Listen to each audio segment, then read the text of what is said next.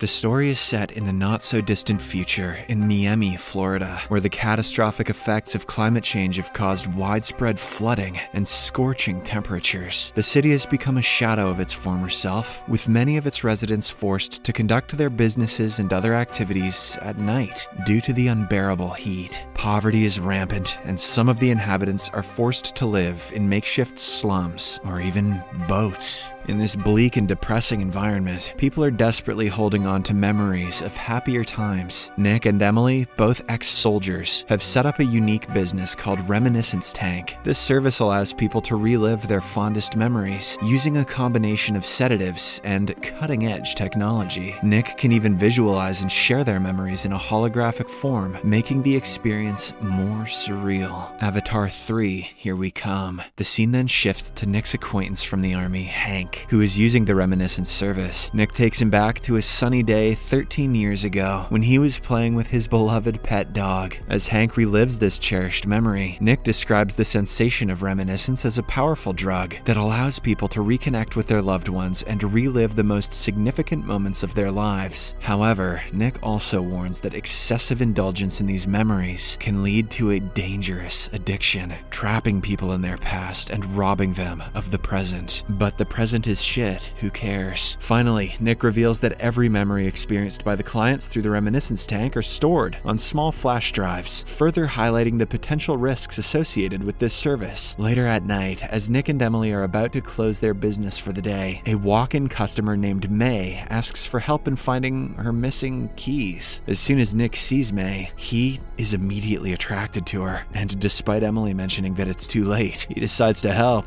Wasting no time, he equips her with the machine and immerses her in a memory of her morning routine. While May is processing her memory, Nick observes it and sees detailed things in her room. Emily tells him that May put the keys in her bag and dropped them in the dressing room. Despite this, Nick continues with the memory and learns that May is a nightclub singer. After the session is over, May leaves, but inadvertently leaves her earrings behind. Time for Nick to be a good Samaritan with a boner. The next night, Nick visits the same nightclub from May's memory with the sole purpose of returning her earrings.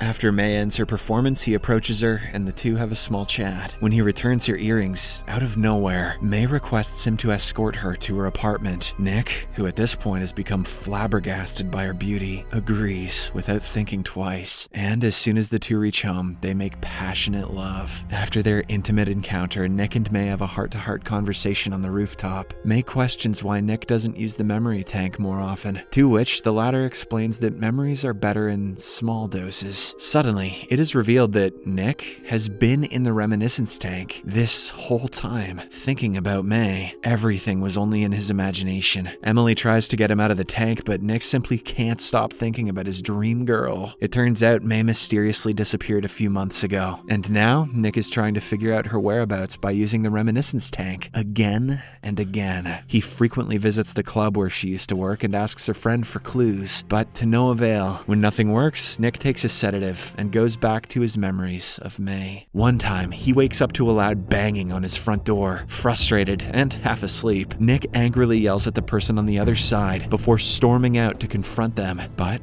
when he opens the door, he finds no one there, only a pair of earrings lying on the ground. Nick realizes that the earrings belong to his ex-girlfriend May and tells Emily about this. However, she dismisses it, saying that the earrings could have been there for a while. Later, the two visit the police station to extract memories from a dying criminal named Miles. Nick struggles to get any useful information until he changes his approach and discovers a conversation between Miles's boss, St. Joe, and a corrupt cop named Cyrus Booth. They're at a nightclub, and surprisingly, May is also there, singing. She appears to be high on something. As the memory progresses, Nick gets to know that May stole a bag of narcotics from St. Joe and ran away. The following day, Nick travels to New Orleans and gains entry to St. Joe's club using a fake name. Unfortunately, Joe sees through his lies and orders his men to beat him up. When Nick finally confesses that he's here to find May, Joe reveals that he hasn't seen her since she stole from him. He then orders his henchmen to drown Nick. Things look very bleak for our protagonist, but right then, Emily arrives out of nowhere and starts fighting the guys. Despite being outnumbered, she executes every single one of them with her accurate shots and saves the day. After they reach Miami, Nick says that he finds the whole situation weird. He believes May was simply toying with him and that she must have stolen something from them. Emily thinks he's being paranoid, but Nick reminds her of the last time she met May. He then asks her to get into the reminiscence tank to investigate the matter further. In the memory, we are shown that before May vanished, she came to visit Emily holding a bottle of wine. The two talk about a lot of things, including their relationships and families. May also confesses that she is a hardcore narcotic addict. Later, when Emily goes to the washroom, May covertly enters the memory vault and steals a memory chip. In the present, as soon as Emily exits the tank, she tries to defend herself for hiding May's drug addiction. However, Nick does not give much weight to it and rushes to the memory vault. After searching for a while, he learns that the memory chip of a young woman, Elsa Kareen, is missing. It turns out Elsa was a regular client who also went missing some weeks back. The next day, Nick goes to a floating market, searching for Elsa, but learns that she is dead. Furthermore, her child Freddie was kidnapped by a red-headed woman, matching May's appearance. The revelation shocks Nick, and he begins to wonder if May was a criminal. Despite this, he continues searching for her, until a guy corners him inside an abandoned house and beats his ass. He threatens to kill Nick the next time if he doesn't forget about May. After the attack, Nick returns to his office and immediately re-watches his memory to search for clues. On closer inspection, he discovers that the attacker is the same corrupt cop, Cyrus, who worked for St. Joe. To find out more about him, Nick and Emily rush to the police station, but they are stopped by a huge crowd gathered outside. It turns out the wealthiest businessman in town, Sylvan, has recently died. Currently, his widowed wife Tamara and their son Sebastian are being escorted out. As soon as Nick sees Tamara, he recognizes her as a former client of the reminiscence tank. So, he rushes to his office and begins playing her memory, where she is seen dancing with her husband Sylvan. Following this, he also plays the memory of Elsa, who is enjoying her time with her rich boyfriend. When Nick compares the two clips, he finds similarities in the man's voice, which confirms that Elsa was having an affair with none other than Sylvan. Furthermore, Freddie was born because of their illicit relationship. After putting two and two together, Nick deduces that Sylvan's other son Sebastian hired Cyrus to kill Elsa and her son. The main motive is that he wants to be the sole heir of his father's fortune. After learning all of this, Nick decides to get to the bottom of everything, so he leaves his office carrying a gun. In the following scene, an angry Nick arrives at Tamara's residence. She lives in the richest part of Miami, where lavishness is still existent. Surprisingly, Nick is mistaken for a dancer who was called to put on a show. "Shake those titties, Wolvie." He doesn't resist though, as it could be his best chance to find answers. Soon enough, he meets Tamara and angrily asks her about May and Elsa. Tamara, who has lost a lot of her memory due to depression, reveals that May and Cyrus were working together on something. She also seems to be aware that her husband was having an affair with Elsa. Sadly, before Tamara can provide more information, Sebastian arrives and calls for security, thinking that Nick is troubling his mother. The guards eventually throw him out, but they also assist him by revealing Cyrus's location. It turns out that even they are fed up with the corrupt cop and they want him dead. Afterward, Nick goes to the said location and notices a woman similar to May. He excitedly follows her, but ends up finding Cyrus waiting for him. He is humming a song which reminds Nick of his first meeting with May. Cyrus then reveals that Nick's meeting and interaction with May were all planned. Her only task was to manipulate Nick, use the reminiscence tank, and steal Elsa's chip, which contained memories of her doing it with Sylvan. Sylvan didn't want anyone to know that he has a small peepee. Saying this, Cyrus flees from a nearby window, and Nick follows him. There, the two get into a tussle, which goes back and forth for a while. They fight in the scorching sun, and also underwater. In the end, it is our brave protagonist who emerges victorious. He then knocks Cyrus out, takes him to his office, and puts him in the reminiscence tank. The corrupt cop's memories reveal that May's relationship with Nick was built on a lie. She actually worked for Cyrus and pretended to be interested in Nick to carry out a plan. She even met many of his friends to learn more about him and gain his trust. The revelation stuns Nick, as all these months he had believed her to be his soulmate. However, in another memory, it is shown that Cyrus was the one who killed Elsa. May witnessed all of this, so she immediately fled to an unknown location with Freddy. When Nick inquires about his last meeting with May, Cyrus recollects his memory and shows that he met her outside Nick's office when she was knocking on the door. He dragged her away from there, and this is when May dropped one of her earrings. Nick angrily asks what he did to her, and Cyrus remembers assaulting her. He also forced her to reveal Freddy's location by overloading her with narcotics. Surprisingly, May shows up on the hologram and speaks to Nick through Cyrus's memories. She expresses her love for him, while also hinting at where Freddy is hiding. She always knew that Nick would capture Cyrus, so that's why she had left a secret message for him. Unfortunately, in the last memory, Nick gets to know that May committed the unthinkable when the pressure became too much for her. Devastated by her death, Nick decides to take revenge. He orders Cyrus to remember his worst moment and forces him to relive it again and again. The memory shows Cyrus's face being burnt by St. Joe's men as punishment for stealing profits. However, even this is not enough for Nick, so he increases the voltage of Cyrus's dreadful memory and lets him die in the water tank. Hasta la vista, bub.